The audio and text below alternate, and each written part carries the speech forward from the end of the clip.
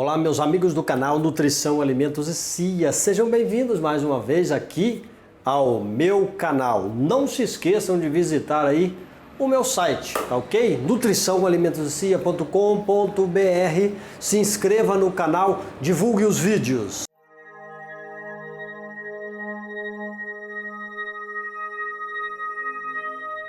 Dieta cetogênica, beta-hidroxibutirato, acetona, acetoacetato, todos esses que eu disse são os corpos cetônicos, conhecidíssimos aí da dieta cetogênica.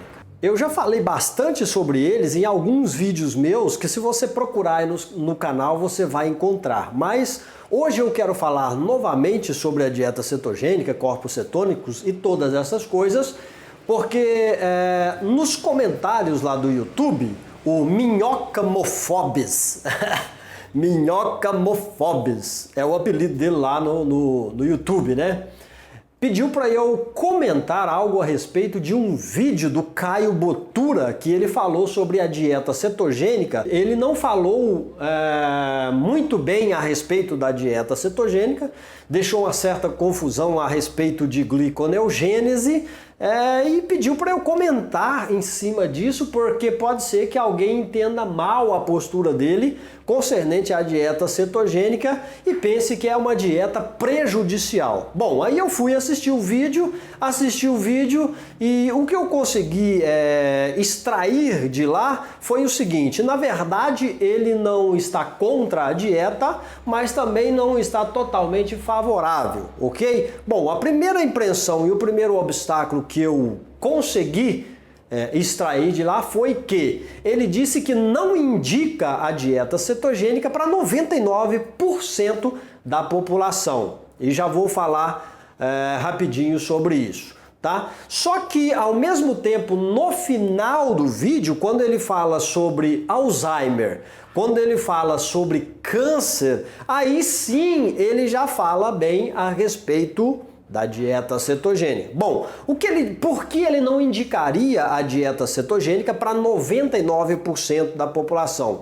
Segundo as palavras dele, é que o nosso sistema nervoso central, o CNC, o nosso cérebro, ele utiliza glicose como fonte de energia. E isso é verdade. Mas o problema é que ele disse que o nosso cérebro ele trabalha melhor, né, com a glicose, e na falta dessa glicose, segundo ele, segundo o que deixou a entender, é que o seu cérebro pode ficar assim meio rateando, meio lento, com certos problemas de concentração, de percepção, essa coisa toda. O famoso brain fog, que os americanos tanto falam sobre eles. Só que o detalhe é o seguinte, perda de memória, todas essas coisas. Mas aí está o detalhe, porque quando ele fala bem da dieta cetogênica a respeito do Alzheimer, o que eu entendo é que Alzheimer é uma doença degenerativa do sistema nervoso central, do cérebro, principalmente, né, dos neurônios, das conexões nervosas entre neurônios.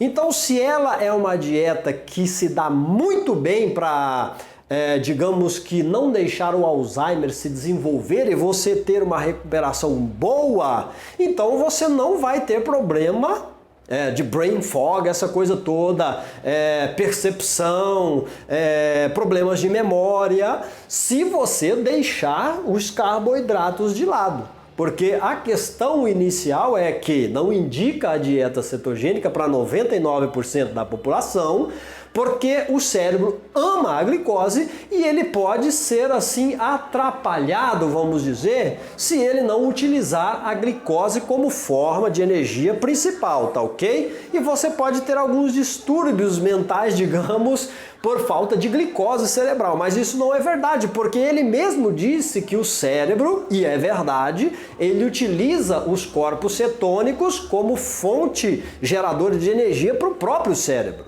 Tá ok? E a verdade é que em uma dieta cetogênica, o cérebro ele consegue trabalhar muito melhor com os corpos cetônicos gerados do que com a glicose propriamente dita. Tanto é que a Alzheimer é considerada um diabetes tipo 3 na maioria dos casos, porque é uma espécie de resistência insulínica do próprio cérebro para colocar essa glicose para dentro das células cerebrais. Ele falou isso no próprio vídeo, então há uma contradição no princípio do vídeo para o final do vídeo. E outra coisa que ele está focado é na questão dos atletas, porque ele se considera um atleta. Então, para estas pessoas, digamos que talvez a dieta cetogênica não seja tão indicada. Porque essas pessoas talvez precisem de um pouco mais de carboidrato na sua alimentação, já que os exercícios físicos, principalmente de alta intensidade, requer bons processos anaeróbicos e não somente processos aeróbicos. O processo anaeróbico na execução de exercícios de alta intensidade é aquele em que o seu músculo não consegue trabalhar somente com o oxigênio. Existe um certo momento de intensidade que ele vai usar um processo de geração de energia que não utiliza o oxigênio. Isso é um processo anaeróbico. É um processo de geração de energia que não exige o oxigênio para ser concluída. Aí você precisaria um pouco mais de glicose, porque o processo anaeróbico é justamente isso. Ele só consegue trabalhar com a glicose. Mas também você consegue gerar energia a partir dos próprios corpos cetônicos e também a partir da gordura em si, né, que agora já está lá em acetilcoenzima A e coisas mais. O caso da gliconeogênese é muito simples. A gliconeogênese, na verdade, é a geração de uma nova glicose. No caso do glicerol e também da proteína, ou seja, do aminoácido. O glicerol é aquela parte que foi desmembrada da gordura, do triglicerídeos, né? E o aminoácido é aquela pequena partícula que é oriundo das proteínas, ok? Então a gliconeogênese, na verdade, é a geração de uma nova molécula de glicose a partir dessas que eu já disse para você aqui agora, tá ok? Então pode-se gerar glicose a partir de aminoácidos, de proteína. Se você exceder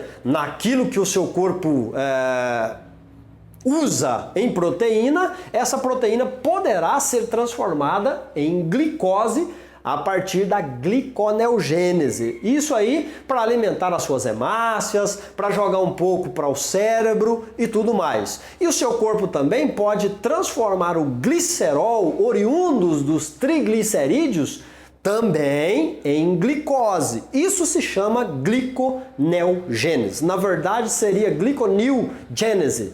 Gênese, na verdade, é criação. Lembra lá do livro da Bíblia? Gênesis? Então, criação.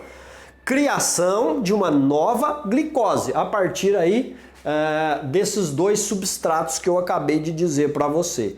Mas, em tese, a dieta cetogênica ela é muito especial pelo seguinte fator. Primeiro, que você vai controlar melhor os seus hormônios estocadores de gordura e os hormônios que queimam as suas proteínas musculares, digamos. Outro detalhe, quando você consegue controlar e manipular aí os seus hormônios, você vai ter uma ênfase muito melhor e um rendimento talvez melhor em tudo aquilo que você faz. Outro detalhe que ele deixou lá e me fez pensar um pouco é quanto ao déficit calórico. O que é o déficit calórico? O déficit calórico é aquilo que a gente prega, que a gente tem que fazer para emagrecer. Ou seja, você precisa comer menos do que você está gastando. Ou seja, se você comer menos, aí o seu corpo vai retirar do estoque aquilo que ele precisa gastar e você vai perder peso. Tá certo? Por exemplo, se você gasta 2.000 calorias por dia e come 2.000 calorias, você não vai ter perda de peso, porque você está comendo a mesma quantidade que você está gastando, tá ok? Mas se você precisa de 2.000 calorias e você come só 1.000, então teoricamente você teria mais 1.000 para ser gasto dos seus estoques corporais. Isso é déficit calórico. A maioria das dietas é por déficit calórico, ou seja, por restrição de calorias, restrição na dieta, aí você iria perder. Só que existe um problema muito sério com isso, que se chama hormônio. Existe um hormônio que se chama insulina, que quando essa insulina está alta na sua corrente sanguínea, você não consegue perder a gordura corporal, porque a insulina é um hormônio estocador de gordura, estocadora de glicogênio. Ela guarda, ela armazena, e na presença da insulina alta, você não consegue liberar as enzimas que quebram a gordura para o seu emagrecimento. Então não adianta você estar em uma dieta de déficit calórico, restrição calórica, se você está ingerindo uma grande quantidade de carboidrato. A partir do momento em que você ingere 30, 40 gramas de carboidratos de uma vez só, você faz com que a sua insulina ela suba bastante. E isso é um problema, porque nesse caso você vai ter o travamento do gasto de energia da sua gordura corporal. Para que a gordura seja acessada para ser gasto como energia, você tem que ter insulina baixo, porque aí as enzimas que quebram as gorduras, as enzimas lipolíticas, elas vão entrar em ação. Mas isso quando a insulina está baixo e quando a glicose sanguínea está baixa. E principalmente se você come de 3 em 3 horas carboidratos, uma boa quantia de carboidratos. Aí provavelmente você vai ter um problema sério para perder peso, justamente por causa desse quesito que eu acabei de falar, ok? Então, o déficit calórico, restrição de calorias, não é válido em algumas circunstâncias, justamente por causa dos hormônios. Perder peso não é somente comida, não é somente bebida, não é somente o que está entrando por via da sua boca e indo para o estômago. Existe um monte de hormônios que estão envolvidos em perdas de peso, tá ok? E a gordura, na verdade, ela é neutra. Ela não faz com que a insulina aumente, ela não faz com que a glicose aumente, então é um macronutriente neutro, que não afeta os processos hormonais que interrompem a quebra da gordura corporal. E realmente a dieta cetogênica é uma dieta baixa em carboidrato, bem baixa em carboidrato.